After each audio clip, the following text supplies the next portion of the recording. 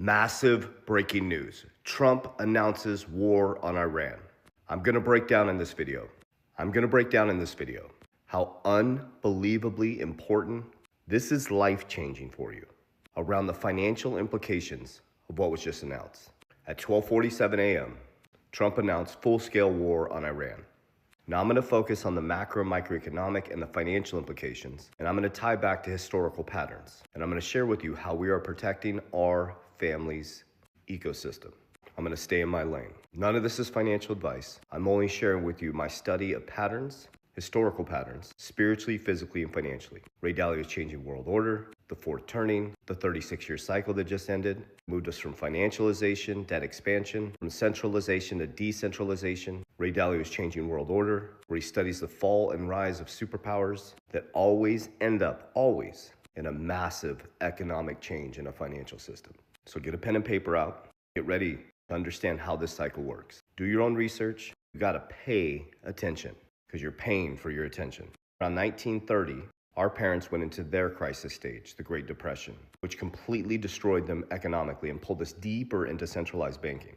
1913, the Federal Reserve was created, not federal nor reserve. Since the Federal Reserve was created, dollars collapsed 96 to 97%. They went into a massive crisis stage financially. Then World War II came, and after World War II, a new economic order came in, a new world order. There's not by chance that Ray Dalio's post he just did recently has almost 80 million views. People are ready to understand this. So they came back after World War II. The BIS was created. The IMF was created. The World Bank was created. America became the world's reserve currency. Bretton Woods. We went into a new economic order. They packaged up for our grandparents and middle class, which was packaged in safety, predictability, pensions, the American dream, got a home, a car, and you can borrow against your future self. Go to school, get a job, get a good pension, stick with a company for 30, 40 years. Compliance. This is where it gets important for you to understand. 1971, we detached from the gold standard, making our money fake. Back into the 70s, went into super high inflation. Went into Reaganomics, and by 1988 to 1990, this is the 36-year cycle, is we went into full financialization. That's when money got detached from reality, and now we caught this ball. The wealth gap started to become massive. Then by 2000s, Clinton brought in subprime mortgages where people with lesser credit profiles could get a mortgage, shaking the housing market, started the ripple in the housing market. Now this is really important. In 2006, started our crisis stage. 2006 to 2008, we went into our biggest financial collapse. Our grandparents was 1913 to World War II. Ours was 2008 to 2009, which 2009 started our crisis stage, which is 2009 to 2030. I've been sharing with you exactly what's going to happen. Save this video and come back to this after 2030. So our crisis stage started in 2009. Bitcoin was created in 2009, right after the biggest financial collapse in history for us. Brazil, Russia, India, China, and South Africa came together to de-dollarize. By 2012, Ripple was created, which created XRP, a new bridge currency for a new form of monetary system. Bitcoin, a new form of gold for a new form of monetary system. Our crisis stage ends in 2030, which takes us into the New World Order. There's 5 economic factors that Ray Dalio talks about. There's 4 factors that come about before war and bullets fly. And as he announced at 12:47 last night, the bullets are gonna fly, which is gonna pull us into the New World Order after 2030, which is gonna be your new economic system. The 5 war narratives are tech war, capital war, trade war, geopolitical, and then bullets fly. Well, this morning we just hit the 5th, which brings us into the transition to the New World Order. Now, I'm just staying focused on what I understand. I understand money, macro, microeconomics implications. I understand the Federal Reserve, I understand inflation, and I know how to position my money in regards to these transitions. We studied exactly how they move through the system every single time this happens, but you have to understand patterns. So please allow me just to express the financial implications of this, trying to empower you to understand this. So now last night, we went into number 5. Usually there's one that changes things. We have all 5 present in our timeline, all 5. Trade wars, geopolitical, technological, and now war.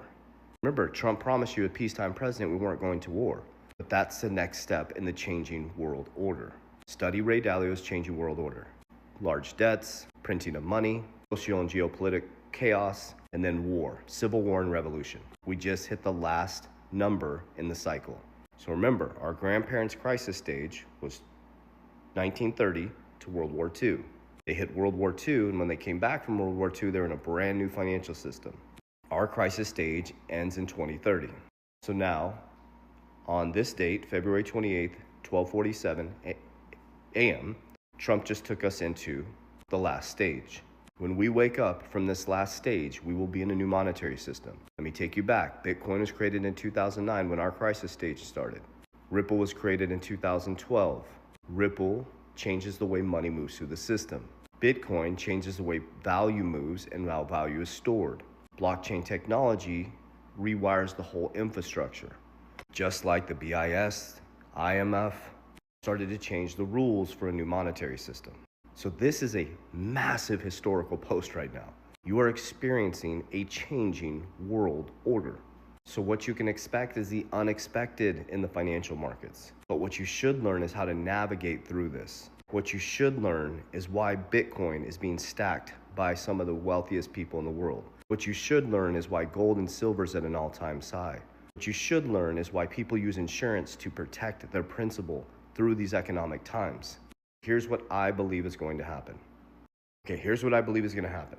We're now going into number 5, full-scale war. During that time, as you look this way, there's a whole nother narrative going on this way. The reason why Trump came back and ran as the crypto capital of the world, the Bitcoin president.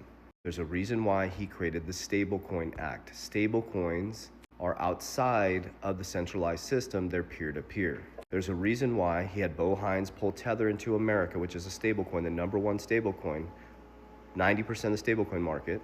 There's a reason why he created World Liberty Financial and USD1, a stablecoin. There's a reason why Ripple created RLUSD, stablecoin.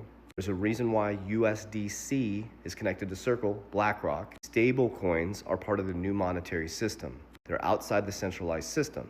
The Genius Act, Genius. So Trump positioned himself with his own stablecoin through WLFI. They brought USAT into America, which is Tether, which is 90% stablecoin market. And what do stablecoins use? US Treasuries. The US dollar was in an all-out free fall. The central banks are stacking gold over US Treasuries, and he's trumped everybody with the stablecoin. Now we have the Clarity Act. Clarity Act? What's that for? To give new rules to the banks around the new financial system. Are you following me now? The new system is allocating parts of portfolios into cryptocurrency. Things like XRP, Bitcoin, Solana, Ethereum. They'll be done through ETFs. Banks asking to do institutional grade custody for your crypto.